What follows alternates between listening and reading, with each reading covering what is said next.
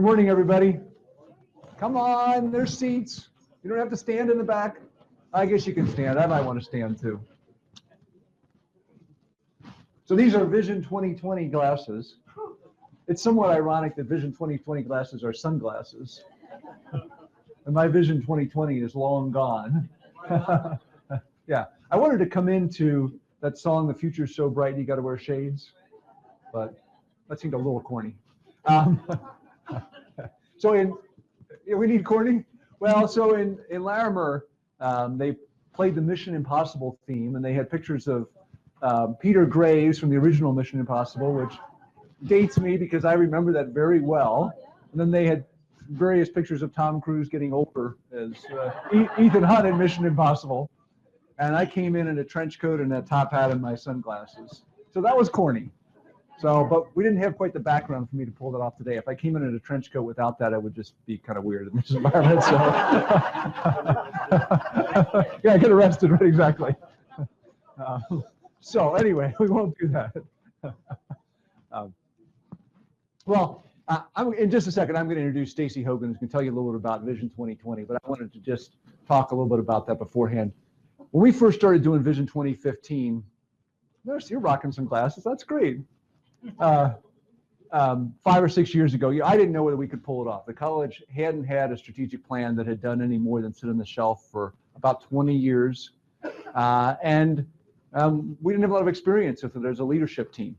But when I went to the poster sessions this fall and saw over 80 posters, which were just amazing, by people from all parts of the college, I really knew that we had a shot now in drafting Vision 2020 to take the next step, because so many people had done so much outstanding work and we had the groundwork laid. And I also knew after the first time I met with the strategic planning committee that we tasked about a year ago to work on this, that we had the right stuff to develop a good strategic plan. So I really want to recognize those folks, because we had 14 folks from every part of the college getting together, butting heads, arguing, giving their best effort to really come up with a good plan. And some of them are here and some of them aren't. And if you're here, wave or stand up. But here's the folks: Hannah Brown, who's in outreach in Westminster, who's not here; Marty Goldberg, who's a part-time faculty member, and now the new P-TECH coordinator. And as of yesterday, he has a lot of work to do. Christy Gomez, math chair here. Megan Grusek, who's Assistant Director of Advising in Larimer. Chris Houston, who's the Chair of Allied Health in Westminster. Jennifer Lee, the Program Director for Natural Resources in Larimer. Janine Menifee, I just saw him right there, IT Director. George Newman from the Advanced Technology Center. Carolyn Potter from HR in Westminster.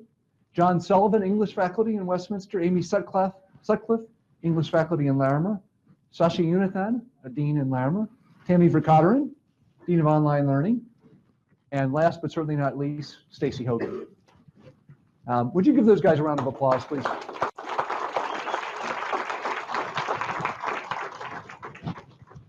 So if we have a new strategic plan, we need a new cube, right?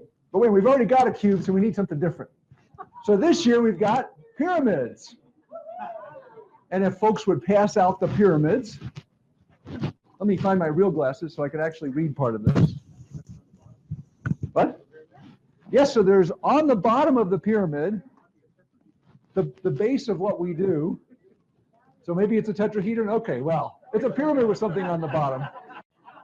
You know, the problem with this is that it only has 5 sides, and we have a whole bunch more to say to it. So next time I think we're going to do like a pentagon on the top. What's that called? A polyhedron.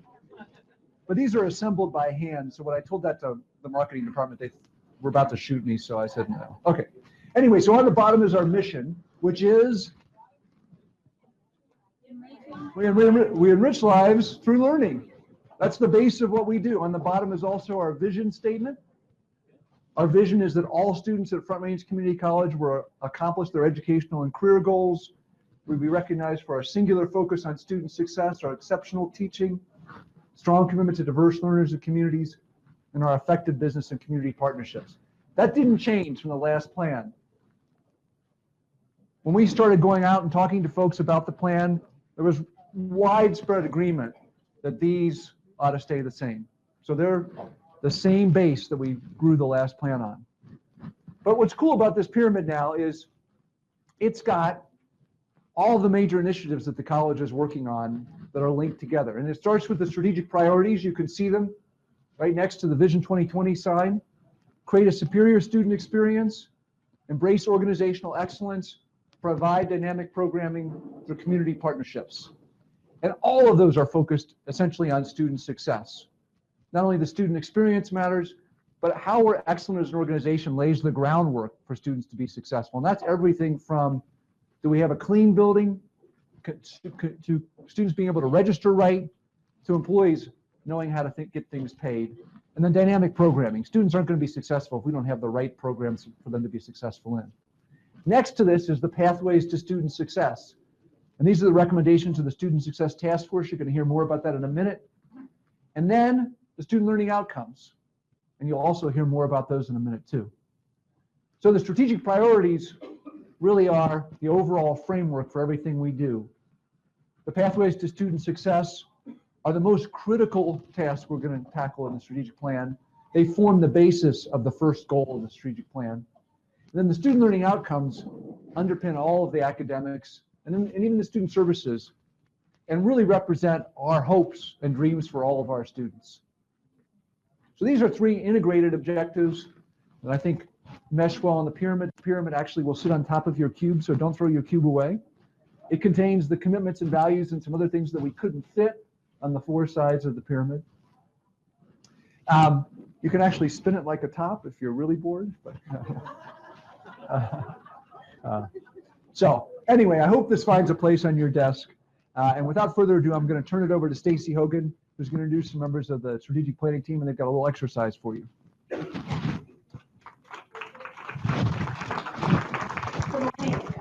I'm going to be very quick because I know you have a full morning, maybe a full day, and we have a little bit less time with you than we had at the other campuses, and I want to turn it over here in just a minute. So I will say that Andy's coming up here, and I'm not sure why. Because we're being live streamed and you need the microphone. Would you like me to hold something? I would like you to, in a moment, reveal that, please. Okay, so very quickly, thank you to the team, dynamite team, as Andy said. Thank you to Andy for his guidance, providing guidance, and also letting us find our own way as a team. Thank you to Cabinet and to the deans for our periodic meetings over the past 10 months where they shared their insights. And thank you to all of you who provided input, whether it was a couple of surveys we had, the forums, meeting with you, with various employee groups, or just grabbing us in the hall. Thank you to all of you. I feel like we really have a much better plan than we would have had if it had just been Cabinet or Andy or me. It's really been an exciting process. Three things I want you to know before I hand it over to a couple of other folks. Forthcoming will be a set of metrics. So we're not quite done with the metrics yet, but we know we need some broad metrics to help accompany the plan, right, to be a key component of the plan. So those will be coming, as well as a glossary to help establish some common understanding of key terms that you'll find throughout the new plan. And guidance about, okay, what do we do as a campus in terms of how do we tie our planning to this new Vision 2020, and what do we do as a department, and what do I do as an individual? So we'll be providing more guidance on that. All of that is underway, but we weren't quite ready today to share it. And then I wanted to show you the poster. So we have plenty of pyramids, and if you need to take some, well done. If you need to take some pyramids for your colleagues, feel free. We'll put a stack of posters in the back. We don't have nearly as many of those as we have pyramids, but we have plenty. And so if you work near a Vision 2015 poster, we hope you'll take one of these and replace it with the new poster. And if you have a space somewhere else, we hope you'll take a poster as well and put it there. And with that, I'm going to turn it over to Christy and Janine to walk you through an activity. Thank you, Andy.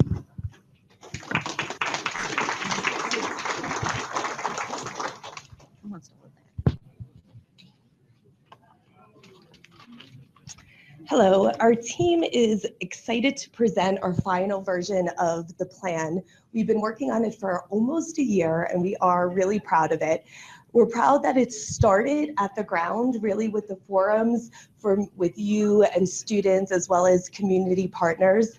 And we really listened to the feedback that you provided in the fall, and we spent a lot of time to make sure that we incorporated that feedback as well.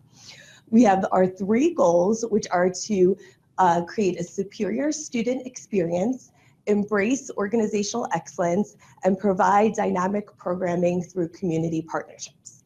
We have 12 objectives under these goals, as well as priority initiatives, which are our priorities for about the first year and a half. As Stacy mentioned, we are going to have metrics, which are going to be coming forward. And as Andy mentioned, really the foundation for this plan is student success. And I want everybody to realize that we all play a role in student success, whatever the capacity is, and that's really what drove our plan. We wanted to make sure that we incorporate things we're already doing while giving direction for the future. So I want you to consider, what are you already doing and how does it fit into this strategic plan? And we have responsible parties as well. And so we're really committed to accomplishing these goals and objectives.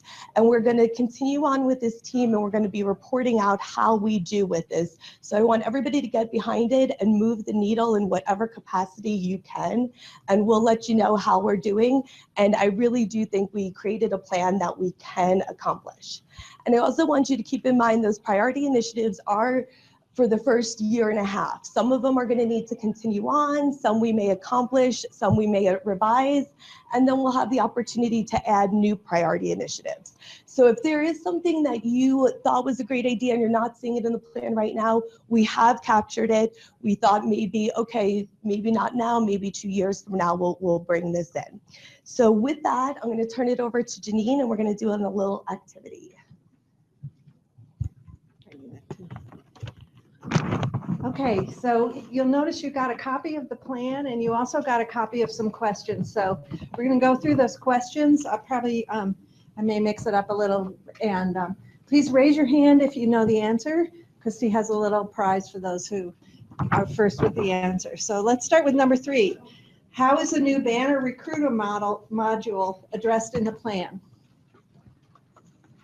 Oh. Objective 3.3, yes.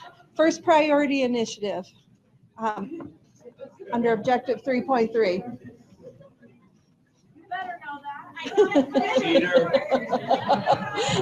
that. Okay. Where is PTAC mentioned? And Marty, you aren't allowed.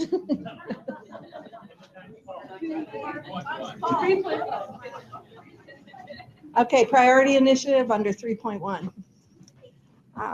Who's responsible for creating a strategy for expanding and reviewing programming in CIS and related fields?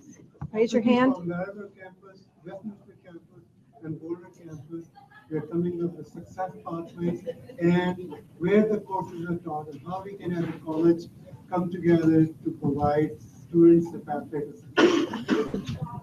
Wow. Yes.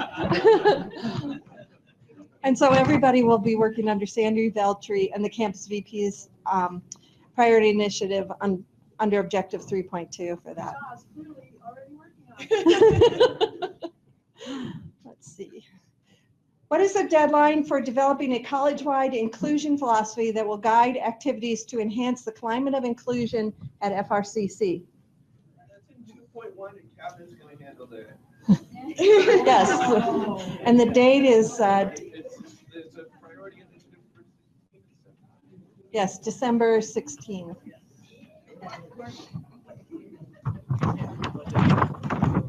Where are the recommendations of the Student Success Task Force addressed?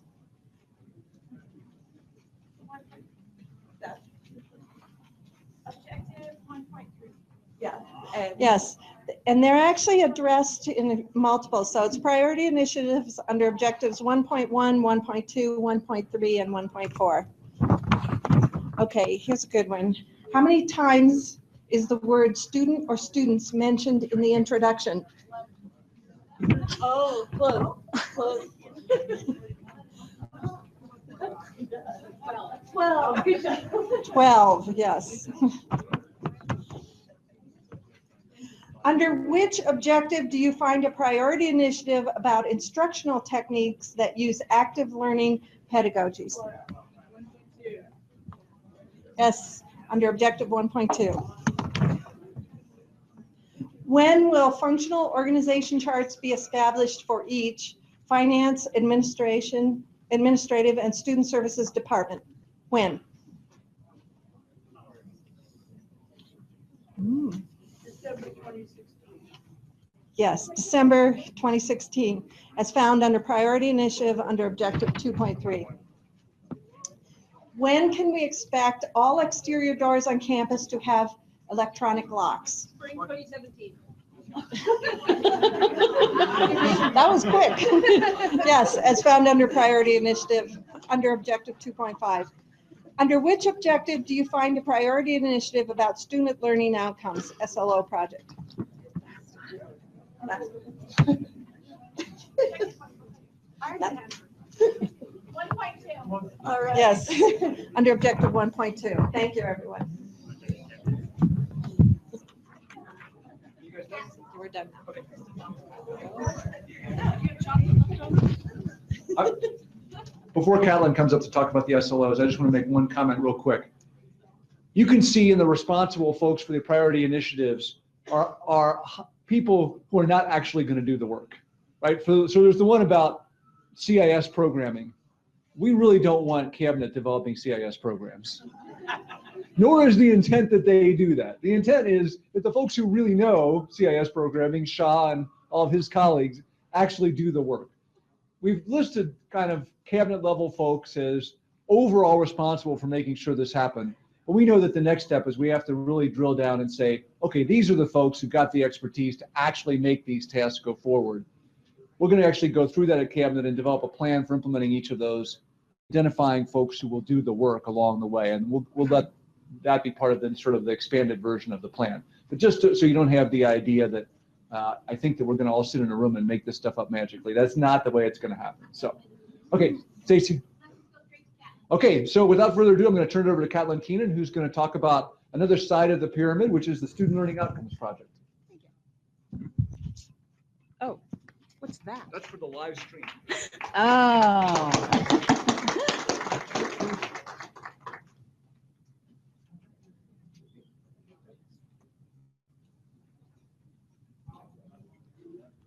Okay, I'm going to go through this fairly quickly because my goal here today is just to give you an update on where we are with the student learning project. And so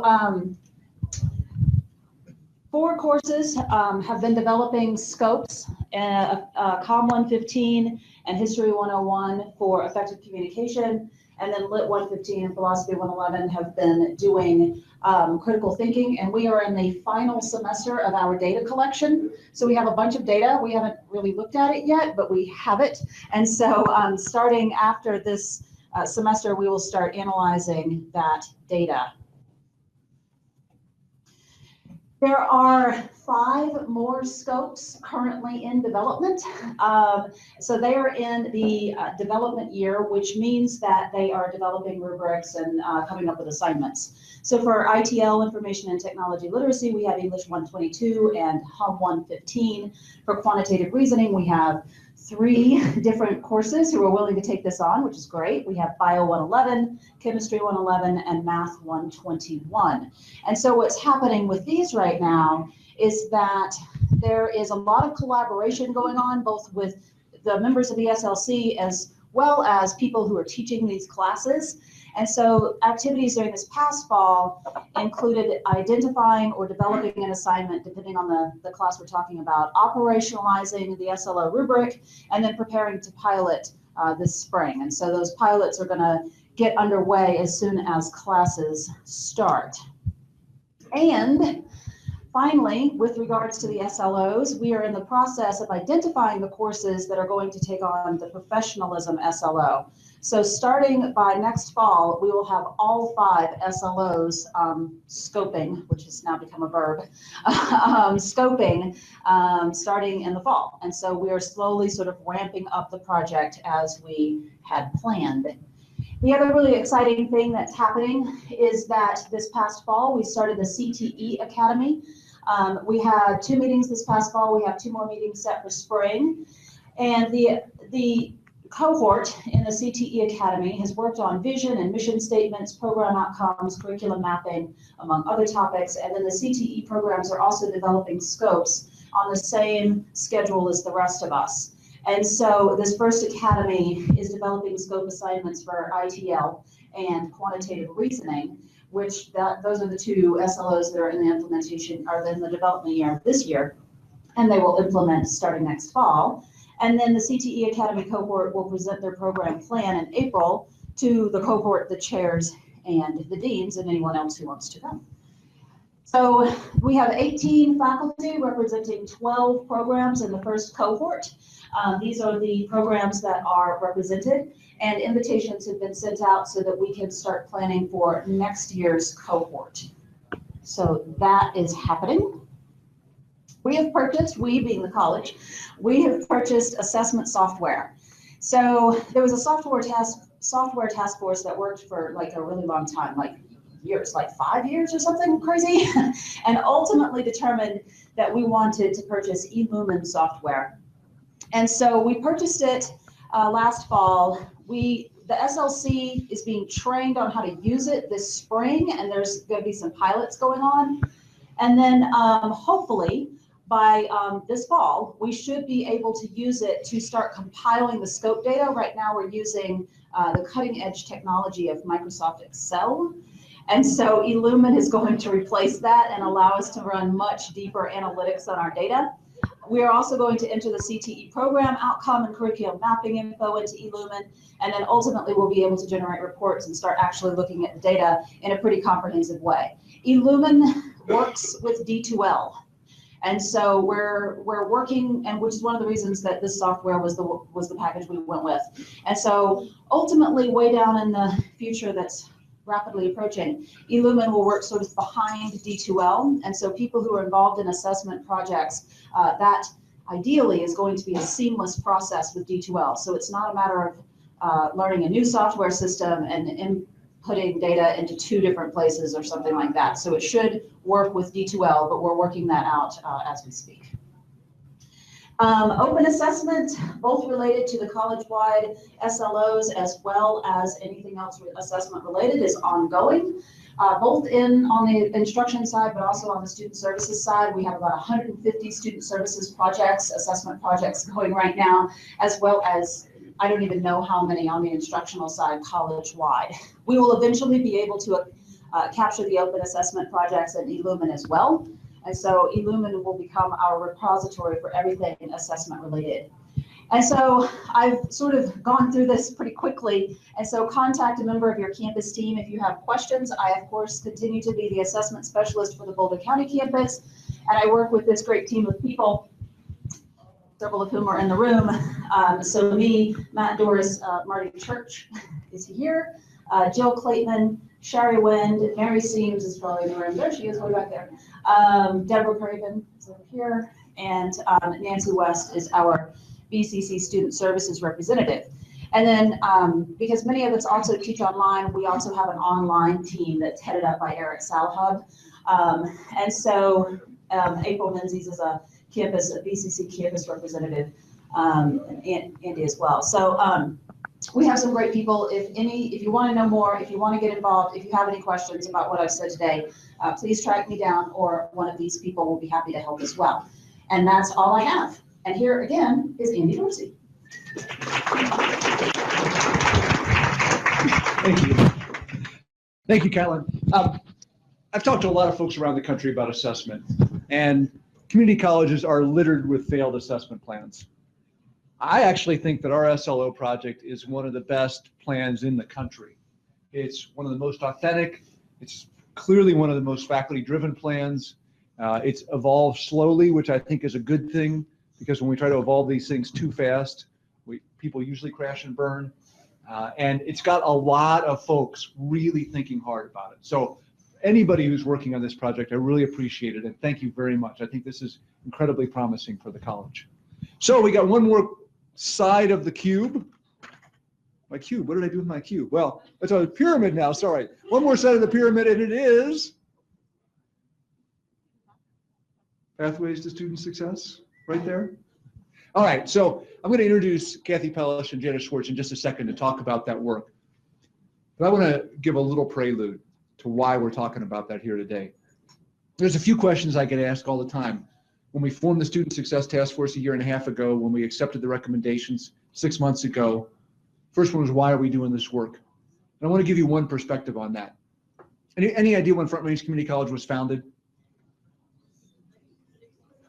60-something, 68. Right, in a Quonset hut at 62nd and Downing in Denver. It's the original Community College of Denver site. It was part of a movement between about 1965 and 75 to provide access to education, provide opportunity for people who wouldn't normally have a shot at education. It was Vietnam vets coming back who had the GI Bill but not a place to take it.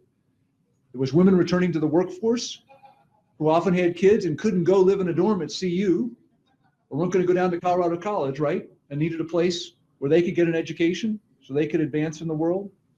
It's a place for folks, people of color, people who didn't have a lot of money, who also weren't going to go to Boulder and live in a dorm, but they wanted access to education too. So we were part of a movement. And in many respects, it was a great movement. We've done wonderful things. And you know that the students who come here and who actually graduate or transfer do very, very well. But when people started looking at the data about that movement nationwide, they found holes in the data. And here's a big one. Take a student, SAT score of 1100, 1200. That's a decent SAT score. It's not going to get them into an Ivy League school, but you can get into a respectable college with that score. If you are coming from a family in the top income quartile of the country, what's your chances of having a college degree by 24? With that SAT score, what do you think? So you're here at 80%. Not quite that high, but that's pretty close. 66%. If you have an SAT score of 1350, it's about 80%. If you come from the lowest income quartile, what's your chance of having a degree by 24? Here, 25, 30%, 17. So almost a quarter. And that's the whole that folks are focusing on and saying, you know what, we provided a lot of opportunity and a lot of access to education, but we didn't get as far as we wanted. We're still leaving a lot of people behind. That's not all the people who come here. We get people from every income bracket, from all walks of life here. But you know, we get a lot of people here who are closer to the bottom end of the income quartile than the top end. And you can see that if you ever need a vivid or a visual reminder of that, look at the number of people who are going to the food bank at the Larimer campus. It's a wealthy county with a lot of people at our school using the food bank on our campus. So that's the why. That's the bigger why that transcends Front Range, that folks around the country are looking at how community colleges are organized. Can we do something different to make the promise of community colleges come true? Right? So the second question I get is, so where are we going? What's the vision for this? I don't have a lot of time to explain it, but I do want to point out one of the best ways to understand a vision for, I think, where we're heading is this book, Redesigning America's Community Colleges. Linda's got copies. We've got enough copies to give one to every academic department and every student services and other department in the college, and we will get those out. We have a few extras, so if you've got multiple people in a department who want to dive in and read it, we can get them to you, and we'll figure out a way to distribute them. This gives a pretty good summary of the broader picture of why there's a movement to think differently about community colleges. But I'll just say briefly, the overarching theme is this concept of guided pathways. And this idea that we have too many students who are floundering because we make it too hard and too confusing for them to get through college. And part of the reason that high income students succeed is they have a lot more resources to get through. And we've got to think about, are there ways that we can streamline that process? The idea of guided academic pathways is not that we reduce rigor at all. In fact, quite the opposite, but that we clarify the arc a student needs to follow to get from connection to completion. We help track and monitor students along the way and nudge them to get back on track. And we provide more focused, proactive support. At each step along the way. The book outlines pretty clearly one vision of that. It's not necessarily the only vision, and it's not exactly what we're going to do, but technical help coming, huh? But I think it gives you one idea about the way that other folks are looking at this. Are we making progress? Absolutely. Kathy and Jenna will tell you more about this, but one cool thing that happened a few months ago is we got invited to join the AACC Pathways Project, American Association of Community Colleges. It was a competitive process. About 100 schools applied. Yo. We were one of 30 selected from around the country, and most of the applicants were selected from 5 states that the Gates Foundation wanted to fund. So it was rare for somebody to be selected from one of those that was not from those 5 states, and Colorado was not one of them. So it was a little bit of a coup for us to get in. Over the next 3 years, they're going to support us in this work. We're going to have access to a coach, someone who's been through this process, and networking with other schools who are in the process as well.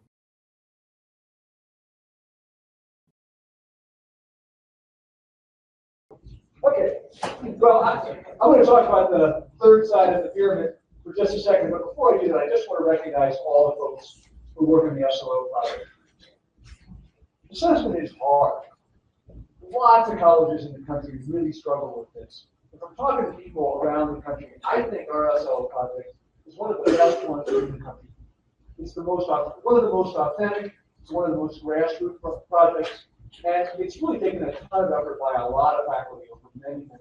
A lot of folks came together to define these objectives. A lot of folks are working on these courses. I just want to thank all of you who have been part of that and were going to be part of it respectively, because I think this afternoon will be tremendous work. So the last part of the pyramid is pathways to student success. Right? How many people who are here are involved in an implementation team for that? Stand up, would you please? All right, lots of 80 people who are involved in these implementation teams. Look around, you've got a lot of cohorts here. Thank you.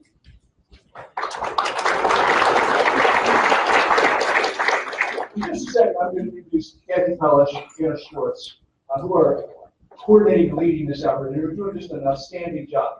But before I do that, I want to just answer a few questions I've heard about this project and kind of lay out what's around the board. I'm going to start with the first one, which is, why are we doing this? Right? I mean, many of you know we had a student success task force that worked the last academic year, reported out in the summer. We took the recommendations, and decided to move forward with it. But why did we even start it? I want you to think about it in this context. When did Front Range start? Anybody got an idea? 68. 1968. Started in Quonset huts down in 62nd and down. They actually were military surplus Quonset huts and a bunch of other rudimentary buildings until they could actually build a building that Bavaria and then eventually built this building. We were part of a movement. There was a community college movement that started in about 65 through 75 when community colleges opened in the country. And they opened to provide access for people who couldn't get an education. They opened to provide training for Vietnam vets. We had the GI Bill. They opened because there were lots of women coming back into the workforce in their late 20s, their 30s, their 40s. They couldn't go live in a dorm at CU. They opened because there were people of color, lower income people, who found private colleges and many of the traditional four-year colleges inaccessible. And we did many great things for many students along the way. But as folks across the country have started looking at the data over the last 10 years, they've started to say, you know, this was an imperfect experiment. There's a lot of good things, but consider this.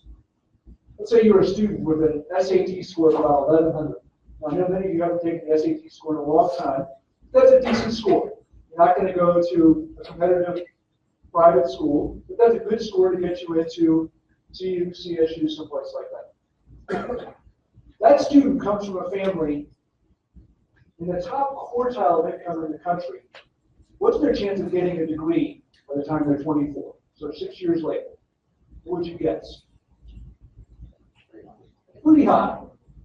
Want to guess 66%? You'd be right. So now take that same student and say, they've got the same SAT score, but they come from the bottom quartile of income in this country. What's their chance of having a degree by age 24? I'm here in lower 30, like 17. So that's what I say when I say it's an imperfect experiment. We've helped a lot of people along the way, but there's still a big gap in what we were designed to do. And that's why across the country, people are starting to say, you know, community colleges that were designed for access, they achieved that part of the mission. And a lot of those students, in the 83% of students in that lower income quartile who did get a degree, actually came to community colleges and they didn't graduate. That's what a lot of people are saying, what can we do different? What if we rethought some of the structures and the assumptions we had about the college?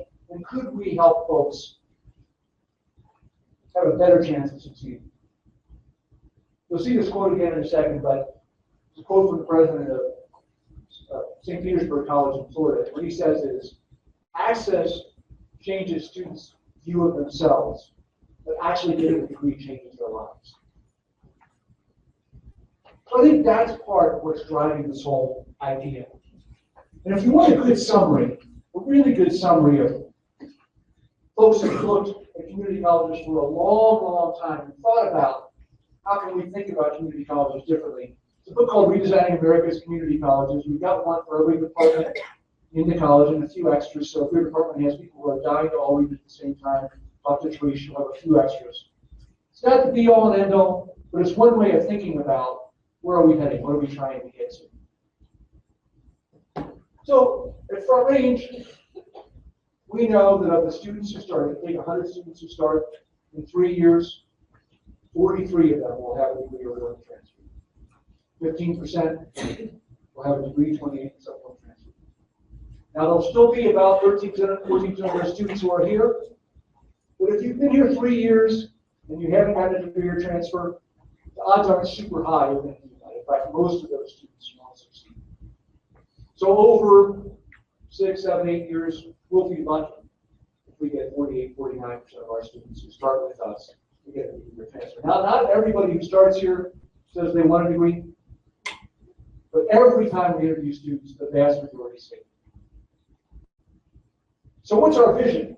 That's the other question. What are we trying to get to? What's the state we're trying to get to? Well, another reason to read this book might be to think about, there's a pretty good explanation of a vision for community colleges in here. I'm going to let Kathy and Jana talk a little bit more about the what, but I'll just say a little bit about it. I think the core of the vision is something I call a guided pathway, which says we want to really look at the student's journey from connection with the college to completion and help make that journey more clear, help make their academic journey more clear.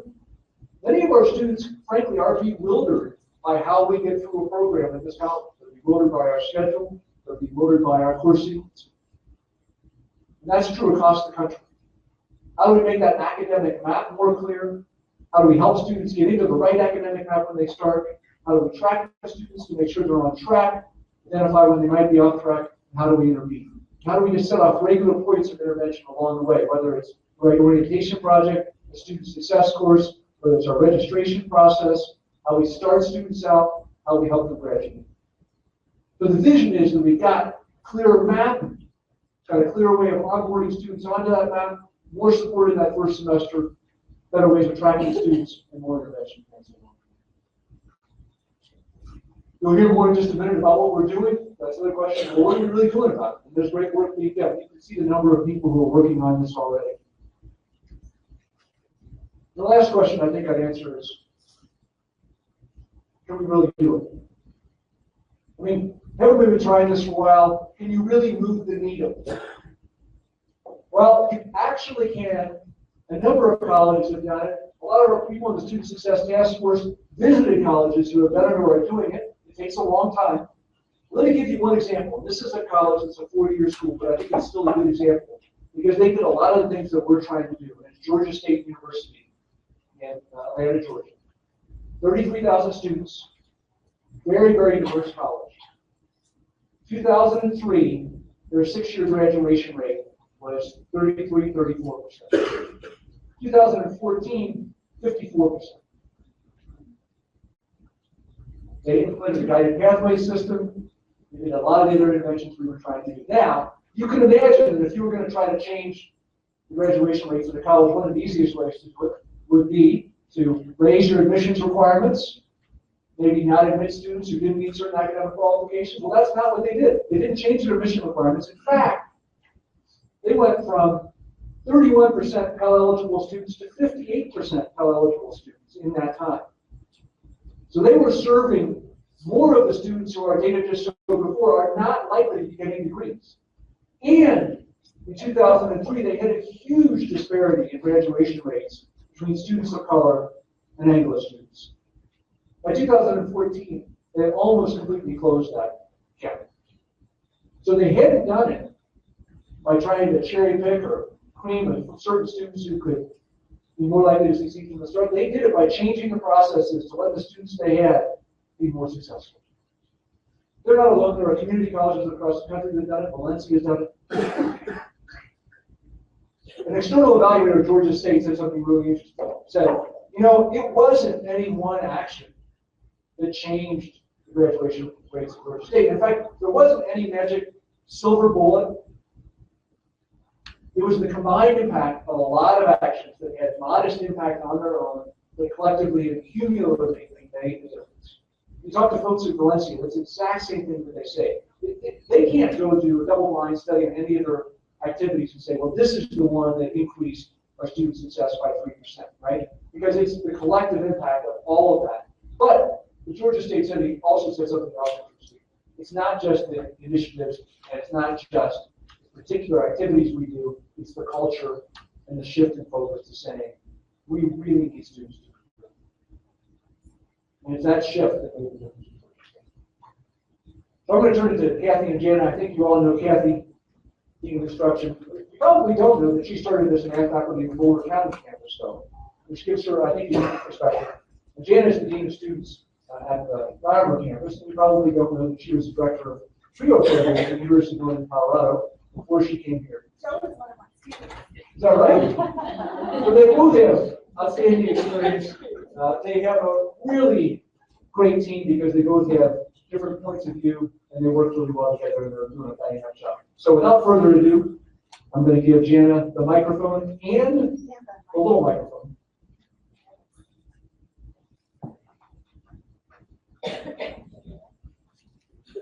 Thank you, Andy. It is such an honor to get to do this work. Kathy and I think I feel like I can't go to bed at night without calling her to say goodnight because we've gotten to spend so much time together. But not yet. But I might. But it has been an absolute honor to work with her, and I have to tell you that this has been probably the biggest challenge and feels like the most rewarding work of my career. And the reason for me that this has been so moving is because when I got here, and I've been here for 3 years now, I walked into a group of faculty and staff that were the most caring faculty and staff I'd ever seen and ever experienced. The most willing to wrap their arms around a student, the most willing to reach out, the most willing to help that student just pass that one more class. And I couldn't find a group of people more committed to the idea of one more student and helping one more student. I also, because I get to work with students all the time, found the most fantastic students, not more fantastic than Joe was, but like really fantastic students. And working hard, trying hard, committed to their success, committed to their families, and wanting to do the right thing. And still we were looking at these outcomes that weren't getting us where we wanted to be. And so to begin to look at the Student Success Task Force work, to begin to read the book, to begin to work with a talented group of professionals to say what's going on and say, wait a second, it's our structure that's broken. We have all the right people in place, we have all the right parts in place, but our structure is not working. And we're going to address that, and then I think we will see our outcomes really make a difference. So I cheered at Larimer because I could get away with it. I won't do it to you all yet, but if I get to keep talking to you, I might be cheering for a second because I feel really committed that we absolutely will move from access only to access with success. But we get asked a lot, wait a second, I came to a community college because I am committed to access. Access is what I give, that's what I'm about. We're not going to lose that, we can't. We're going to show you a slide in a little bit. We have to be a place where students can come to education. We're just moving that from access only to access with success. We're going to put the program pieces in place that will help students succeed. We're going to look at the full student experience, that one specific piece. There's no magic bullet to this work. That's the one thing that I think we're absolutely convinced of as a task force when we went out and looked at other schools. There's no one magic pill that we can do or one magic program we can put in place. We have to really look at that entire experience. So we've used that completion by design framework, this and how it was going on from connection to entry to progress and completion. We're going to keep that mindset, and we're going to look to transform the entire experience through these 5 pieces. The other thing we're going to commit to is we're going to implement these evidence-based programs at scale. We've done the research. Other institutions have done the research. We know it works. We didn't pick, again, there weren't just 5.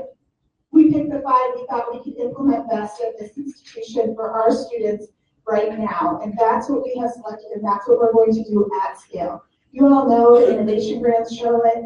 I'm sure the work on your campus shows it. It shows it across the college. We've committed people to really awesome programs. But we're not doing it at scale, and so we're moving in that direction.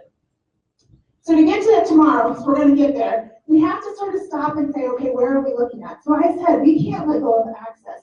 10 million community college students exist in our nation every day, right? 44% of undergraduates in Colorado are going to a CCCS school. We have to be a place where students can come. We can't let that go. But what we know is of those lots and lots and lots of students that are accessing education through a community college system, most are not completing the goal that they came in with.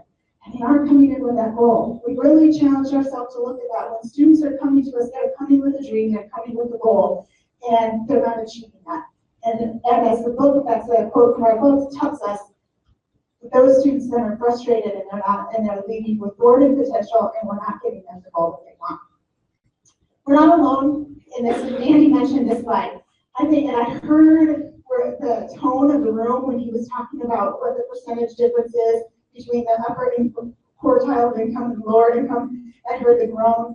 That's how I felt when I saw this too. This is not where we want to be, right? We want to really look at closing those achievement gaps when we're talking about socioeconomic status and any other indicators that might make somebody less likely to be successful in an educational environment. We want to close those achievement gaps and help all of our students be successful. Graduation rates, completion rates, however you look at that, that's a problem nationally. We're not alone in this, right? So less than 16% of students are completing a 1 or 2 year certificate on time. 5% of our students that want to achieve a 2-year degree are doing that on time. But when you look at the bachelor's rates, they're not doing great either. So when you think about it across the nation, we're just not doing that well with graduation. So this is a problem that we are going to get out on the front part of and start addressing those things here. In Colorado, we're looking at the same thing. This particular slide is talking about our full-time students. So theoretically, you would think the students that have been able to put aside life and say, I'm going to go to school full-time and really focus on me and my education. They're also not graduating on time. Only 37% are completing the certificate programs that they come in to do. And again, 6% of students are coming in and getting that 2-year degree in the amount of time. And they're, I just saw Christine Brown, I haven't seen her, and I got distracted. Hi, Christine. Welcome. So the 2-year associate degree on time. So there are several things happening there. Not only are we not helping students grow, but they're collecting a lot of these additional credits. They're taking a lot more school. And so not only are they paying for that education, but they're also paying for not being out in the workforce and being able to earn the income that they want. So there's a huge economic impact to this for our students. And then this is where we're at here. Andy already spoke to this, but when you think about these are our 3-year success rates and where we are at. 15% of our students are graduating on time. We have another 13% that are hanging here. They're still here with us 3 years later. Some of those will complete, for sure. You know some of those stories. That's what keeps us hanging on. But many, many will not. And so there's not the longer students stay with us, the less likely, unfortunately, they are to complete once they get past that 3-year mark. So that's an important group to look at. And 28% of our students have transferred to another institution. Again, for many of our students, that's awesome news. That was their goal when they were coming in. They were coming in to take their classes here and transfer to an institution. That's not true for all of them. So when you think about an academic pathway, we're really helping those students too, because they have an idea of where they're headed and they're on a path for where they're going. And then the big number we're looking to address is that's 44%. They've been here, they've had great classes, awesome faculty, but for some reason, they didn't complete, and we don't know. They didn't graduate, they didn't transfer, they're no longer enrolled, they're not here. And so that's the group we're really working for, because there's the quote that Andy already said to you, we know access matters, and access will change student self-perception, but it's those degrees and certificates that are going to change their lives.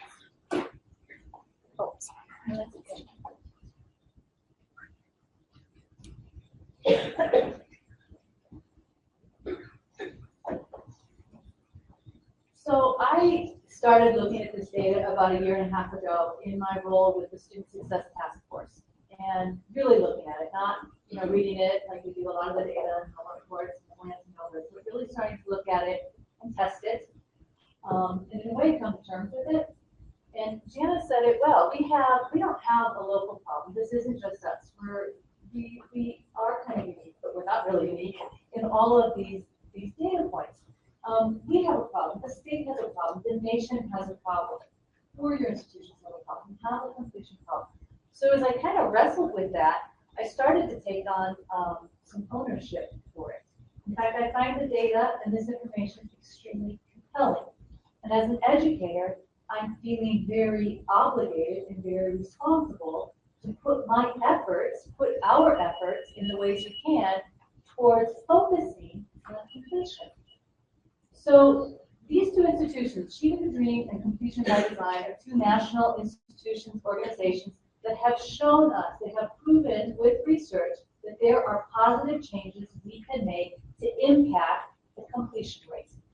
The AACC Pathways grants, that's the American Association of Community Colleges, Fort Range was chosen to participate in this grant. And that is a huge vote of confidence to this institution and basically saying you're ready to step into this stage and make an impact, like a Georgia State, like a Valencia, like some of the other institutions who have adopted this theme of a guided pathway. That AACC Pathways grant is going to provide us with a sponsor, with mentors, with a cohort, with support, and with challenges to keep us moving and finish the work that we are starting. So those are great people, great organizations to follow. We're not reinventing the wheel. We have a lot of work out before us that we can follow. So Front Range is poised to take this on. So in response to the completion problem or opportunity, however you want to look at that, the consensus is that the system's broken, not the student. The system's broken, not all of our individualized efforts. We have a great culture of innovation on this campus, in this college, even in the community college system at large. But we have not been able to take that innovation to scale. And with this, we have a chance to affect those outcomes. We have a chance to put our efforts into the structure, into the system, to really modify the entire Front Range student experience. And what it takes is a decision to start. So where we're going. Sometimes I think it's really hard to kind of wrap your head around this single measure, this complete focus on the completion rate. And I think sometimes it's really hard in your everyday job to say, okay, where do I fit in with impacting this completion rate? So one way to look at it, these are the 5 initiatives that we're rolling out as part of the Student Success Committee, the college-wide initiative. And one way to look at it is to see these as components of completion. These are kind of the tangible mechanisms, the tangible changes to our structure that together build this cohesive guided pathway for students. And I think we can all, whatever our job title is, or whatever our other duties as assigned is, we can find a place in this to have input and to participate and to commit to. So the 5 initiatives start with academic maps.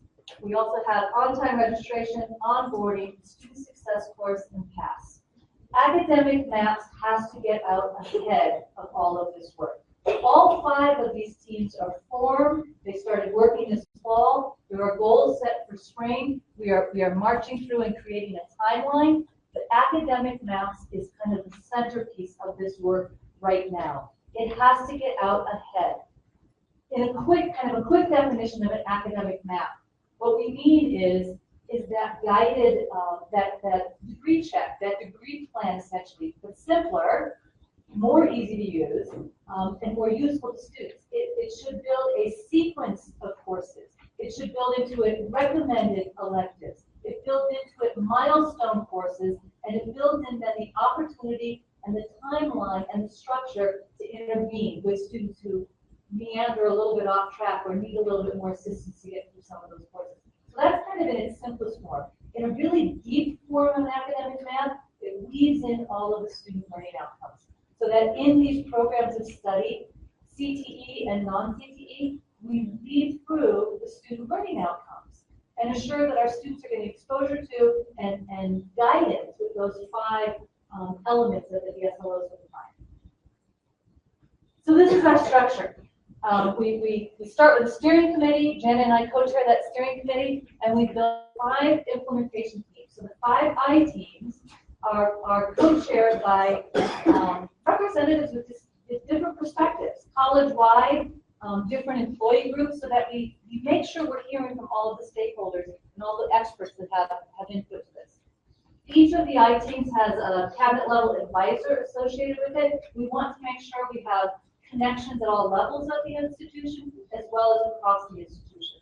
So that's the structure. As Andy said, we have 80 participants on the I teams, again, across all different demographics of our community, and we're moving forward this spring. Because MAPS is such a centerpiece, that is the progress and the detail that you're most likely to hear most from us this spring. It doesn't negate the fact that there's a lot of other work going on, but we really want to be committed to bringing you timely and frequent information on the details of academic maps, so you can see how all of the interconnectivity connects. That's nice. So lastly, really, this is a call to join us. The text here is from the report that the Student Success Task Force submitted to Cabinet last summer, and I think it really reminds us of what our success is dependent on. It's not dependent just on the work of these 5 I teams and these 80+ participants. The work is dependent on all of us. That first bullet item really goes to the fact that we have got to break down silos. We have got to work across instruction and student services perspectives to get the best pathway for students. The second one really talks about cultural change. We offer lots and lots and lots of options for students to get support, to choose to get involved and get support academically or with the surround services. But we have to move to requiring those practices that we know are effective. So it's a big culture shift all over if we move from suggestion to requirement. But we need everybody. We need all of you to have a good awareness of this and to commit and to join in where appropriate. This last slide really states what we want to, how we want to roll out this change. There's a lot of change. When you look at rolling out scaled up college-wide initiatives that impact not a couple of students, not a handful of students, or even 100 students, but all of our students, we have to be very careful how we roll this out. So the 3 guiding principles we want to kind of publicly state is the first one is about that integration or that breaking down of silos. We did that in how we designed the teams and the structure. And I want that out there so we can hold all of us accountable to doing that, to making sure we're seeking input, providing good updates, and getting feedback. Secondly is what I just stated. We are looking at research-based, evidence-based projects, initiatives that we're going to roll out college-wide and scaled up. This doesn't mean there won't be variability by campus, but there will also be some level of consistency. FRCC, with learning outcomes with some of the approaches. And lastly, the implementation, as I said, is not just that team. It's got to be broad-based support, participation, and leadership. So to that end, you've seen the book, if you have a chance to read the book, but to that end as well, on Friday, in the Rotundo, we're bringing Dr. Rob Johnstone to speak to the group. He's an expert on this pathways theme. I think he will inspire, I think he will challenge, and I think provide support to this work that we began quite a while ago, but really in earnest, kicking it off this spring. One last thing I want to leave you with is a movie quote. I'm going to reach back. I realize it's like 20 years to this movie that feels like I saw it not too long ago. Apollo 13. Apollo 13, good movie, Tom Hanks. All about, the Apollo 13 mission. Go off and they have some problems. They have to be re-engineered very creatively, bring it back down. Well, my quote's not from that part. My quote's from the movie. So the movie opens, Tom Hanks plays Jim Lovell. And they're having a party. He's got all of his astronauts friends over, and they're watching TV, and they're watching the moon landing. It's pretty impressive. And so after the party and all of that hoopla, he's out in the backyard looking up at the stars and looking up at the moon with his wife. And he looks over and says, from this day forward, we are now in the place where man has walked on the moon. Here's the big part. Then he says, it's not a miracle. We just decided to go. I think that's incredibly impressive. We just decided to go. So when we look at today's data, this completion data, and we heard the collective groan. It's not where we want to be. It's not where we are. As educators, first off, it's not going to be a miracle. Secondly, it's not even rocket science. And I promise there won't be a ton of it. But we just need